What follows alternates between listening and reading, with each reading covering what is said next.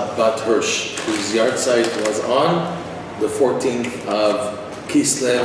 May the zchut and the merit of Rabbi Nachman ben Fege protect her wherever she is up there, hopefully in a good place. And may the zchut of Rabbi Nachman ben Fege and his teachings of Rabbi Nachman, give a major ascent for him, Hashem. We truly believe in that. We really believe that these teachings are very powerful. We see what they do in this world, so all the more so what they do in the next one. So we're continuing where we left off last week. We started this new series on a very, very fundamental book in Breslov called the Sichot Haran, which is Rabbi Nachman's wisdom. And this is basically the primer book in Breslov. When a person begins to learn Rabbi Nachman's teachings, he's suggested, or she suggested, to start with this book. Because he has many, many major fundamentals in Rabbi Nachman's hashkafa, in serving Hashem, in life, in Judaism, in Torah, in prayer, in everything. This is the basic book, and it's in conversation format, so you feel much more that Rabbi Nachman's talking to you, as opposed to the Likutei Moran, which is where Rabbi Nachman's Torah is. But being Torah, it requires a lot of effort and energy to follow the tracking of the lessons, because they're deep. Like Rav Nosson says himself in the introduction to Likutei Moran, there's endless depth to Likutei Moran. It doesn't come to say that there's no depth in the Sichot. There's for sure depth in the conversations of Rabbi Nachman. But he's breaking himself down like a friend in a way, and talking to you like a friend. There's a very open, very personal conversation. He's talking about himself. Like we saw last week, when it comes to the beginning of Shabbat, my way is, like he's talking to you directly. Not every Sikha is like that, but the many are. We'll see them. So we'll continue where we left off. We're in Sikha number Dalet, number 4 in Sichot Haran. So it says like this. And by the way, each paragraph jumps. He says one thing, and then the next paragraph talks about something else totally. So it's always jumping around. It's amazing.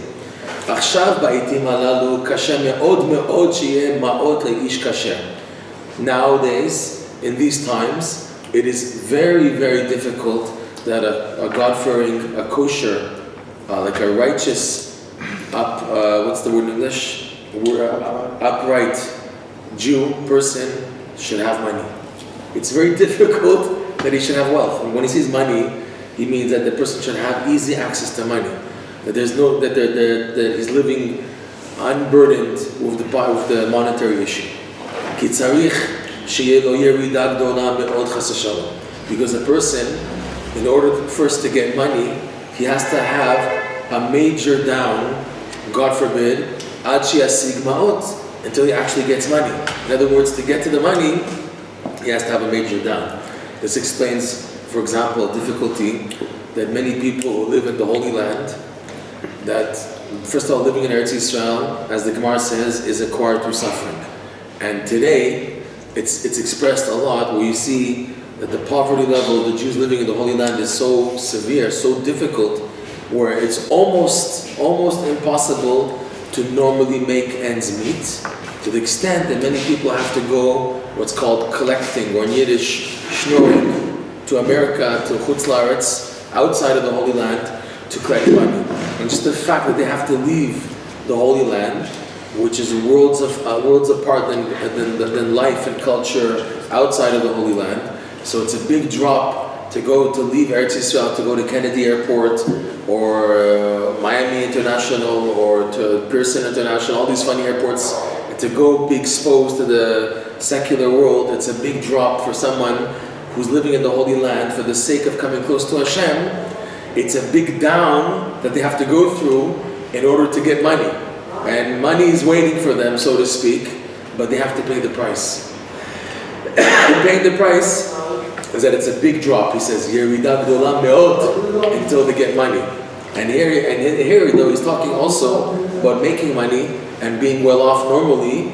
It takes a toll on them. In other words, it's at a cost. It's at the expense of their maintaining righteousness and holiness. That's what he's saying here, Rabbi Nachman.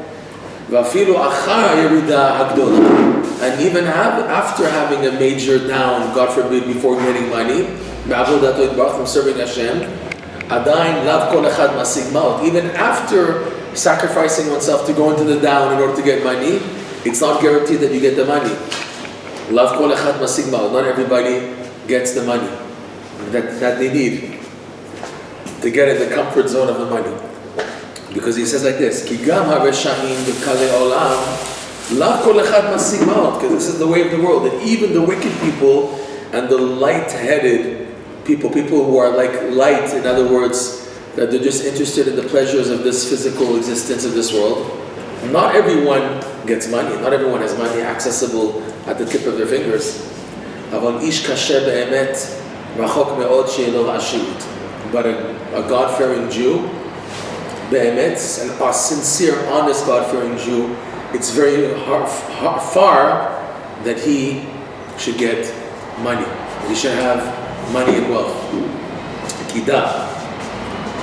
You should know. Shemiyom shechar Beit HaMikdash, that from the time that the Beit HaMikdash was destroyed, nafal ha'ashirut be'imkei klipot. Since the Beit HaMikdash has been destroyed, wealth has fallen to the depths of the evil forces of the klipot. In other words, to get to the money, you have to go to the domain, the area of the klipot in order to get it. That's where it's lying. And again, that's expressed a lot where people have to put themselves spiritually in danger before getting money. They put themselves at a risk for the sake of getting money. And that's since the destruction of the Beit HaMikdash. Like it says, the verse says in Eicha, Vateret Pelaim.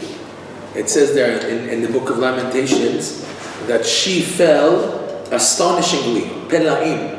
That she fell, the status of Am Yisrael, of the Jewish nation, fell astonishingly. So the word astonishingly in Hebrew is Pelaim.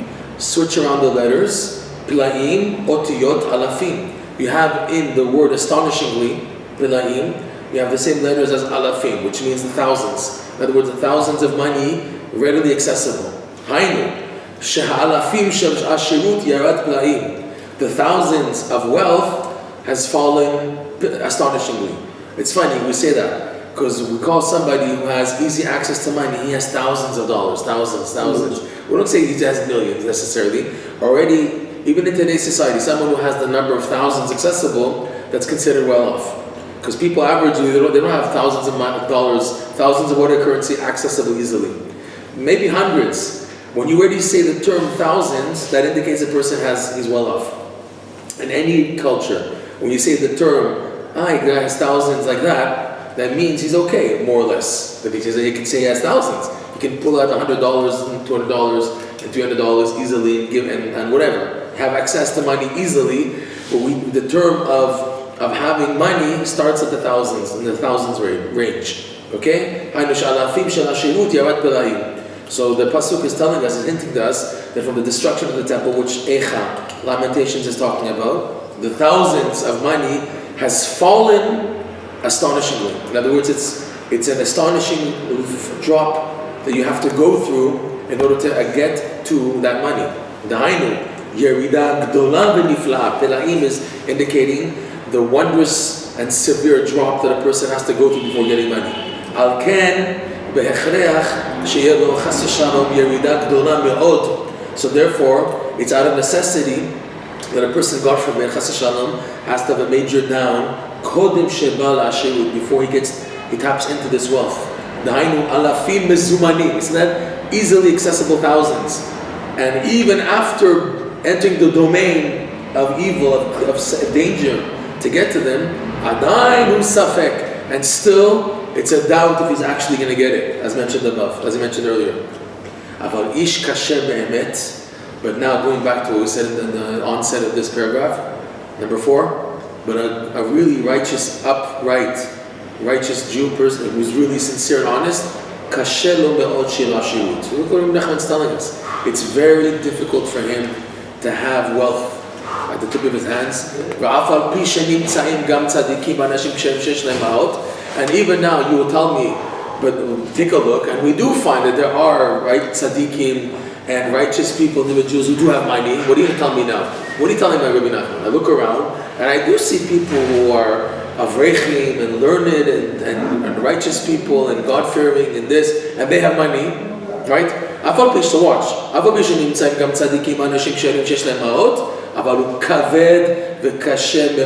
it's taken a major toll on them.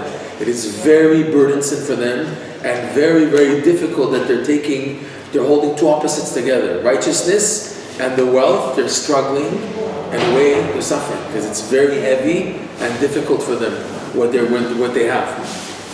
And then a second point, that's point number one. Those who do have it and they appear to be righteous, it's taking a toll on them. It's really hard for them. They're having a hard time managing both. Now the second point, and even, let's say, the money that they do have, they have wealth. This is really complimenting what he said in the beginning.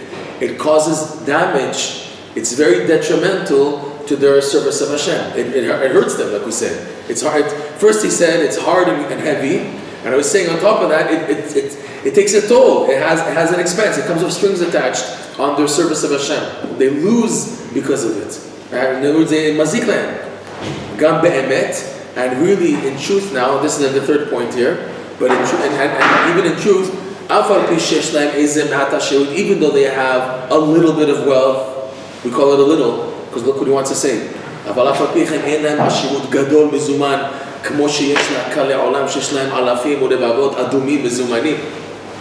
Even though we can say, let's say they have wealth, these righteous, from religious, God-fearing, tzaddikim, people who do chesed and everything, and they have money, let's say, but it's still a little, because comparing them to other millionaires and rich people in the world who are not religious, who are not God-fearing, nevertheless, ein lahem, these religious, wealthy people, so to speak, God-fearing, wealthy people, they don't have the extraordinary wealth, mizuman, accessible at their fingertips, like the light people, the people who are vanity, they take this world for fun and enjoy themselves in this world, the money that they have, the millionaires who are in that category, that they have thousands and tens of thousands.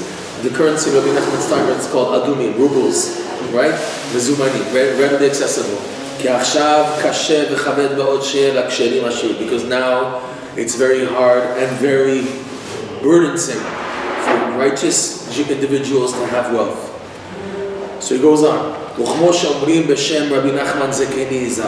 Rabbi Nachman is saying something in the name of his grandfather, his paternal grandfather, in other words, the father of his father. Rabbi Nachman's father, his name was Simcha Horadenker, Rav Simcha Horadenker, and Rav Simcha's father, his name was Rav Nachman Horadenker, who's buried in Tiberias, along with the students of the Baal Shem Tov. He's buried in Tiberia. And here Rabbi Nachman is saying something which was said in the name of his grandfather, who was a student of the Baal Shem Tov. Like they say in the name of my grandfather, Rabbi Nachman of blessed memory, Rabbi Nachman Horadenker, Sha'amar, al-ma sha'amru rabotenu zal. This Rabbi Nachman Horadenker, he had a chidush on what the rabbis say in the Gemara, Masechet Shabbat, Daf Samach Gimel. It says there in the Gemara, Orech Yamin Bimina. The Torah has length of days in its right side. On the right side of the Torah, in other words, on the Chesed side of the Torah, there's what's called Orech Yamim, length of days. Ramru rabotenu zal. So there, the Gemara, they asked in Masechet Shabbat, Orech Yamim Ika Osher v'Chavod Leka. The length of days the Torah has. In other words, someone who is involved in Torah, in Limud Torah, and fulfilling the Torah, he merits what's called length of days. Length of days can mean many things. It can be, number one, physically in this world, length of days. He can live to an old ripe age. But also, like Rabbi Nachman explains in the Kutim Mor on lesson 16, true length of days is that you pack in more quality in your days. You have 24 hours in one day, and you manage to put in so much in your 24 hours. You're not wasting your time, wasting your life. You're able to pack in what another person takes a year to do. You're at a level where you can do it in one day. That's an amazing level. That's called Arichut Yamin. And then the person himself, what took him 10 years ago, a month to do, he's advanced so much in life. For example, if we learn Limud Torah, 10 years ago, it took him so long, he had to break his head until he finished a page of Gemara, let's say. 10 years later, 20 years later, he's able to learn 5-6 pages of Gemara in one day now. Back then it was hard, he had to break his head in order to learn it. That's it.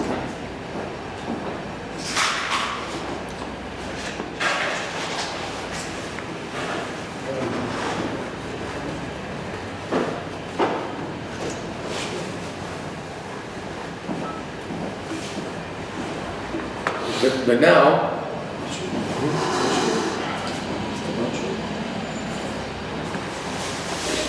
but now he can do it much faster time. That's Arichut Yamin. So learning Torah, being involved in Torah, enables a person to advance. There's advancing in that he sees that there's more quality in his quantity. He's able to put his more quantity is much more he's able to do in his time. Quality and quantity both. That's the Orch Yamin. This length of days he's able to add much more in a little amount of time. That's what Rabbi Nachman says is true Arichut Yamin, true length of days. So on this Gemara, on this pasuk, the Gemara says there, the rabbis asked, length of days the Torah has, and wealth and honor, no? Because the pasuk is saying, the verse is from a verse I think from Mishlei, from Proverbs. Orch Yamin bimina. Length of days in its right side of the Torah. So when the pasuk is saying length of days and what? Wealth and honor, no? Because it's coming to say specifically length of days. So by just saying Arichut Yamin, I begin to understand, and other benefits like osher, wealth and honor, no, the Torah doesn't have. V'amru, so the Gemara and the Maskana there is kol sheken osher v'chavod. If now the Torah has on its right side length of days, and length of days is considered something which is below wealth and honor. Wealth and honor, the pasuk is the rabbis say has a higher level. So that the pasuk is saying that the Torah has length of days, and length of days is an item which is in a way less than wealth and honor. So if it it's more. I'm just opposite. It's something that's a higher level. So kol sheken, it should have wealth and honor which are under length of days. My apologies, I'm switching. I'm explaining better. The length of days is the goal, and in that, lesser than that, is someone who has physical wealth and physical honor. So he's saying kol sheken, if you have this higher level, so kol sheken, the rabbi said the Gemara there that the Torah gives a person honor and wealth, right? So now watch Rabbi Nachman Hor Denker's diuk.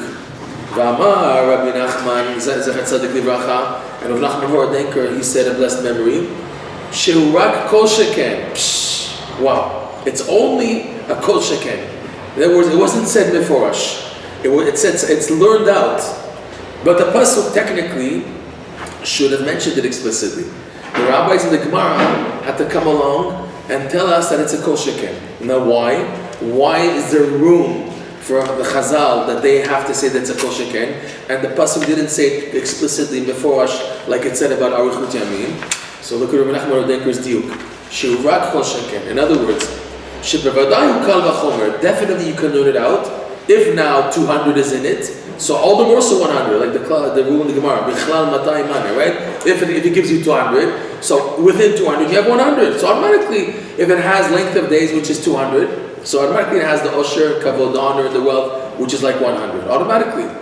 So he said, Rabbi Nachman, but it still remains, it's definitely a kal vachomer, and kol sheken sheraui. It's fitting in all the more so that someone who's involved in the Torah, the righteous Jews, the righteous individuals, it's fitting that they should have wealth and honor. Avalo beferish. It wasn't said explicitly by the pasuk, like the pasuk said about Arichut Yamin, Orch Yamin bimina. That's all it said. Yafal pichen, because nevertheless, ein lahem mezumanim. Because going back to what we said, nevertheless, the righteous Jews, even those who appear to have wealth and money, they don't have the accessible thousands, kamal afim adumim, like the other people who are light-headed and not involved in the Torah. And it's mentioned above. So it's not a shock that the state of the righteous people is difficult. And based on this, there is no justification for the secular Jews to argue against the religious Jews. You guys are parasites, you guys don't work, you guys don't do this, go get a job, you're always needing money. He's saying, Rabbi Nachman, it's two opposites. It's or this or that. You have no right to say a person who's religious and dedicating his life to Torah and prayer, and you're dependent on other people to survive, go get a job and this and that. It's a choice. If they do that, it's going to take a toll on their spirituality. And these people have chosen in their life to follow the pathway of Torah and Kedusha, sacrificing everything available to maximize their level of being a righteous Jew. And like he says here, it's two opposites. You can't have both. It's or this or that. So that explains a lot. You can't have, even if they were to work, it would take a toll on their Yiddishkeit, on their being from and everything. Number 5. היה מגנה מאוד את ספרי המחקרים והפילוסופיה. Rabbi Nachman would put down very much books on philosophy and books on what's called chakirot. Chakirot, where they try to investigate beyond the sciences. In other words, philosophy, philosophical investigation on the way of creation, which is a dangerous area. We're not allowed to enter that domain of the philosophical background behind how the world works. We have to have in this area complete emunah. Rabbi Nachman is not against learning science, on biology and chemistry and electricity, how creation works together and the actual fact, in other words, in usage on a practical level. He's not against that. He's against the people who examine how it started and how it came through and how it must have been like, and all types of theories which are not 100% true, but it's an idea that they can believe this and that. That he's against. You can use what you have accessible and build on that, but to now go beyond that, how it started before and this and that is forbidden. It's forbidden. Which type of books? Huh? Which books are philosophy? Books of philosophy. It's a school of study, a school of thought called philosophy, where they try to examine, to go beyond how the world works and everything in the creation. Is it like Kabbalah also goes into that? What? Doesn't Kabbalah get into that sort of thing? Yeah, but Kabbalah is only from the creation onwards, not before the creation. The Kabbalah involves the hidden workings of the world, but from creation onwards, and not how it was created, like before and everything. The Kabbalah discuss how Hashem created the world. In other words, that we know how it works, and we, with emunah, accept that this is how it is. But to start questioning why was it like this and why wasn't like that, that's dangerous. That you have to have just simple faith when learning these items. When in Kabbalah they explain these ideas, the people learning Kabbalah already have enough emunah to accept immediately all the concepts being presented to them, as opposed to the person who is a choker, who likes investigating. He begins to ask and to doubt, and the questions that he has shows the doubts that he has in accepting what he's hearing. And they say, but we're allowed to ask and everything. Yeah, you're allowed to ask on the basis that you're asking from emunah. But if you're asking if not from emunah, that's dangerous. There's a difference between someone who asks questions on the basis of emunah. Like, for example, the question of the Chacham and the Rasha on the night of Pesach, when the Haganah, we say about there's questions asked both by the Chacham and the Rasha. But the Chacham, he asks in a way that he wants to do it, but he's asking how to do what to do. He's not asking about it and standing outside. And the Rasha's question, he's standing outside and asking, how do you guys this and that? So his questioning is coming from the perspective he's not interested in doing anything. He's only going to jump in to do it once he understands it. Whereas the person who believes, he's already doing it, and within doing it, he's asking, and he's doing it. He shows that he believes it, he wants to do it, but he's trying to understand how to do it better. So he's asking because of that, that's okay. Rabbi Nachman would put down very much the books of all the philosophers and those investigate. And he said, שאין שם כלל שכל גמור כמו שיש באיזה מאמר מהרש"א או מהר"ם שיף.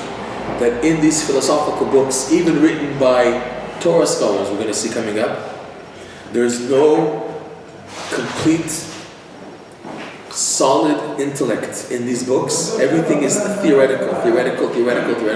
There's no solid foundation in the discussion, like you would find, for example, when learning a beautiful Maharsha or Maharam Shif. Maharsha and Maharam Shif are commentaries on the Gemara. The Maharsha has two parts. The Maharsha has his commentary on the intellectual discussions of the Gemara, and the second part is on the stories, the allegories, the agadot of the Gemara. He has the second part, Chidush Agadot of the Maharsha. Maharam Shif is completely on the intellectual discussions of the Gemara. Both the Maharsha on the side, which is the intellectual commentary, and Maharam Shif are very deep. They really show you the depth of the intellectual discussion that the Gemara is discussing. They go on a deeper level, explain it much more deeper, and they show that there's real depth in it. And when you get heated up in the discussion, you feel solid. This is, for example, people who get into what's called the learning of Iyun, the learning in depth of Gemara. They feel such a power in the discussion because it's solid argumentation. It's a solid discussion between the various bodies of trying to explain the discussion of the Gemara between the Tanaim or the Moraim.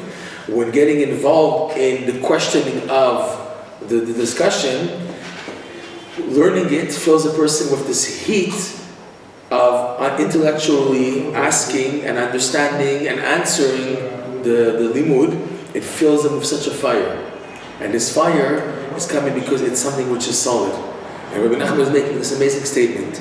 There is no sechel gamur, there's no complete intellect like you will find in these intellectual discussions of the Gemara, with the deep commentaries opening up to show you the depth behind it, like in the Marashah and the Maharam Shif. You won't find that in the philosophical books, because everything is based on a theory, and then they continue building up a whole structure on a theory, which might in the first place not be the case. So if that's the case, it's not a solid intellect, because it could be wrong. It's not fully there. It's a theory. And on the theory, they base the whole thing. Why wasting your time? It's not a solid sechel gamur, as opposed to in the learning of the Torah. Everything is based on the solid emunah, that this is the fact. What the Torah says is fact. Now the Gemara, when they start discussing, they have a question on how to do it. They're not doubting it, chas v'shalom. What is the case here? Is it like A, X, B, or is it B, X, Y? And they have a whole discussion on proving, well, I say it's like this, it makes sense. I'm proving from 1, 2, 3, 4, 5 examples. And how about the other cases? And now the commentaries, the Marashah and the Maharam Shif, they start going deeper. Do you see what he's bringing the proofs? He brought proof from 1, 2, 3, 4, 5. Look carefully at the proofs he's bringing. You'll find the common factor and this and that. This one, number 5, doesn't match really number 1 or 2. They'll go further deeper in the discussion so you can become even more involved. But everything has a solid foundation. It's a sechel gamur. Whereas again, the philosophy, it's floating in the air. You have no solid ground in it. It's a theory, and they build the whole thing on a theory which might not even be true, because it's a theory. It's an examination, and if Hashem made it like this and like that, so then boom, boom, boom, boom, boom, boom, boom, boom. They have a whole building on something which is not really there. Chaval, you're wasting your time. So he goes on. It doesn't have the philosophical works. They don't have a sechel gamur, a complete sechel, complete intellect, like you'll find, like we said in the Marashah, the Maharam Shif, v'chayotze b'misfareim hakadoshim, and like other similar sechel gamur, which is found in our holy teachings, our holy writings, sheyesh b'hem amkut v'sechel nifla v'naim me'od. You'll find in them, in the limud Torah, in the depth behind the intellect found in the Torah, depth and a wondrous intellect and pleasant. It's not a difficult thing. It's a pleasant. This is experienced by the Lamdani, people who learn Torah, and they have the ability to go a bit deeper. The feeling they have of the sechel, of acquiring this level of intellect of the discussion, is so pleasant. It fills them with this fire of the Torah, It's called Ritcha D'Oraita, the fire of learning the Torah. But now going back, but in these philosophical works, you won't find this intellect at all. Because the way of the philosophical books is to talk in the format of comparisons from within the item, and they make comparisons, and based on that, that's a theory, and there's an assumption that this is a fact, and then they build on it. And then they come to prove some type of a wonder based on this. But it's all based on what? On something which is already jelly. It's shaky and iffy in the beginning to deal with in the first place.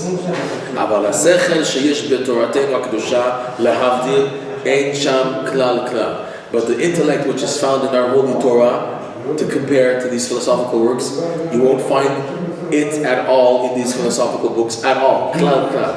Okay. V'amar, and Rabbeinu continued saying, Ashrei mi she'enu yodea klal misifrehem. Fortunate, Rabbi Nachman said, fortunate is the person who knows nothing about who's never touched and knows nothing about the philosophical teachings and ways of learning. Rak holech b'tmimut, rather the person just goes with simple, honest, a straightforward perspective in his life. V'yesh lo yirat ha'onesh, and he has what's called fear of sin. Ki ikar avodah b'tchila hi rak mechamat yirat ha'onesh. Because in the beginning, when a person begins this pathway of serving Hashem, the main service is only fear of sin. Without fear of sin, you can't even begin to serve Hashem, because you have to have an incentive. There's a fire here, you know not to go here if there's a fire, you know to go elsewhere. And that's how that's the attitude you have to have when beginning to serve Hashem. To have a fear of sinning, to have a fear of doing wrong, because lest you get punished. Even big tzaddikim already holding at a high level, where they don't need to be told to be afraid because of punishment from sin, punishment because of sin. Even tzaddikim tzrichim gam ken yirah. They also need this type of fear initially. Ki ovdei be'ahava hem muatim meod meod. Those who serve Hashem out of love as opposed to out of fear are very few. There are very few people who are able to serve Hashem out of just love. Ve'ikaru yirat ha'onesh. The main thing in the beginning is a person is afraid that he's going to get punished. It's like people, you're afraid to go against the law because you get in trouble. So too in Judaism, in the Torah and service of Hashem. Because now, going back, the upper fear, which is not out of fear of punishment, but just fear of the awesomeness and the greatness of Hashem, because Hashem is a master and a ruler, and you fear him because of his omnipresence, his omnipotency, and his power. What's called the fear of the higher level. Not everyone merits this higher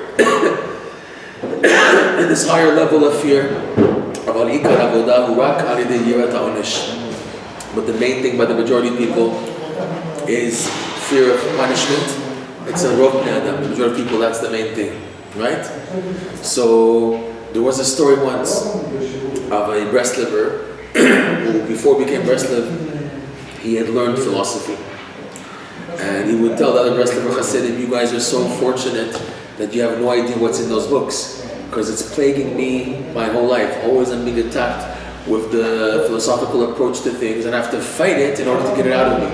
It's a battle. Let's say the other Breslov Hasidim, you're very fortunate that you don't know about these books, about these ideas, because once you've tapped into them and you experience them, it's like it's stuck with you, and it takes a lot for a person in order to get it out of himself. Fine. We'll go on a little. And someone who, God forbid, does enter the world of learning the books of philosophy,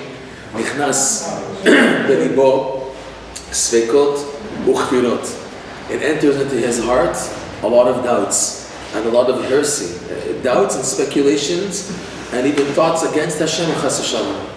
Because why does that happen? The way of a person is that he's born with evil.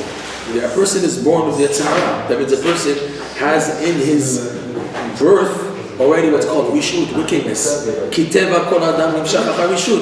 nature of a person is to be drawn to wickedness. The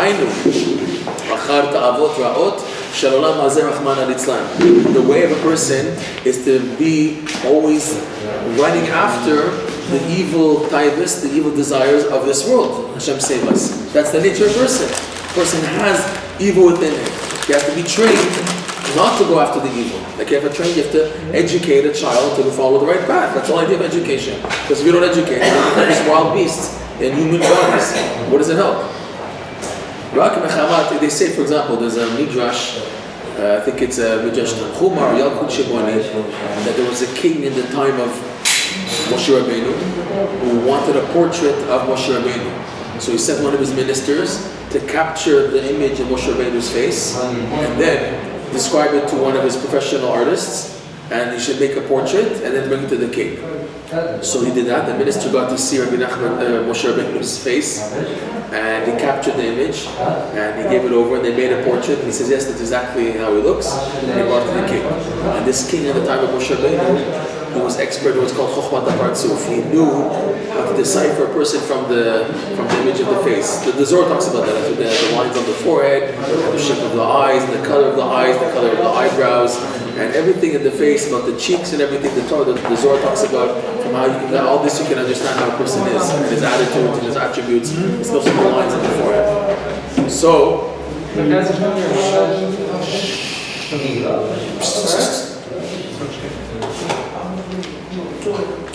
So when the king saw the face of Moshe Rabbeinu, he said, "This can't be Moshe Rabbeinu." And based on his face, he's a murderer. He's a Rotzeach. He's a murderer. So word got back to Moshe Rabbeinu about what the king said, and he said, "Moshe Rabbeinu, he's right. I was, according to my nature, in my nature, I have the tendencies of a murderer. But I worked so much on myself, I conquered my nature how I am, and I'm not a murderer." And this is the idea where Rabbi Nachman is saying also, each person has a type of rishut, a wickedness that he's born with. And our job is to get it out. You're already born on the wrong side. You have a disadvantage already from your birth that there's rishut and you have to work on to get it out. It's not, oh, this person's born at tzaddik. No one's born at tzaddik. No one is born at tzaddik. It's a misconception in the world that someone's born on top of the mountain. No, even the son of an admor, the son of a tzaddik, and there's no such thing. You have to work hard to become who you have to become in life. And obviously it's not for the sake of honor and whatever. It's come close to Hashem sincerely and honestly, right? But going back, the way of a person that is born with this evilness within him. Okay? And it's the nature of a person to have it in him. It's only because of fear of punishment that a person wakes up to act properly. He breaks his lusts, his evil desires, and he goes on the pathway of serving Hashem. Now,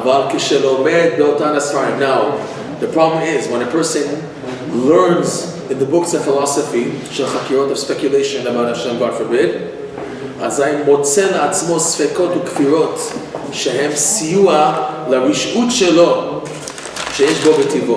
he finds for himself doubts and then kfira, to be heresy, which just aid and assist the evil within him that he has within him by nature. And so it just helps it just brings it out more.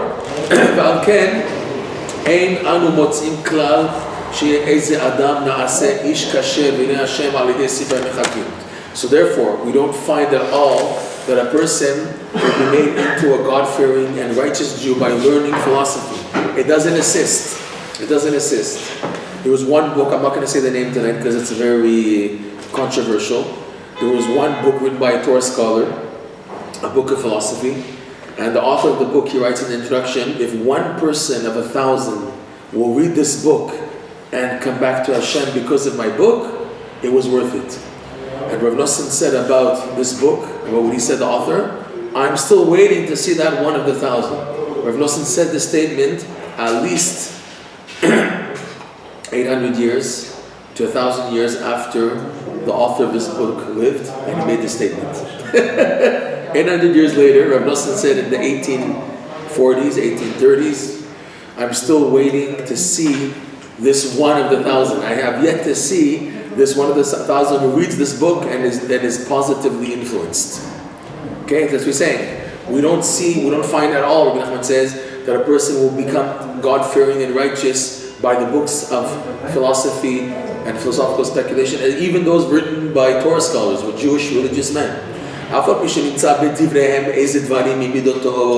Even though in the books of philosophy and Chakira, philosophical speculation, they speak at times about the virtues of good attributes, good midot, behaving properly and being proper, and similar items. Nevertheless, hakol hever, it's in vain.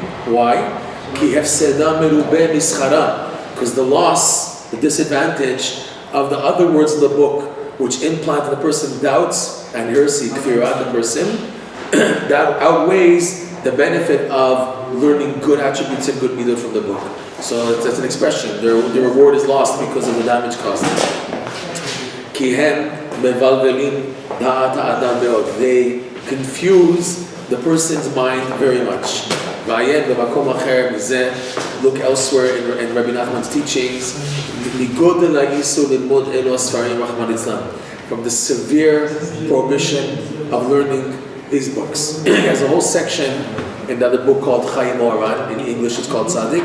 There's a whole chapter called Avoidance of philosophical works and speculations. The whole chapter of it, Rabbi Nachman's view of staying far away from these teachings. I think we'll stop now. Is that Hashem.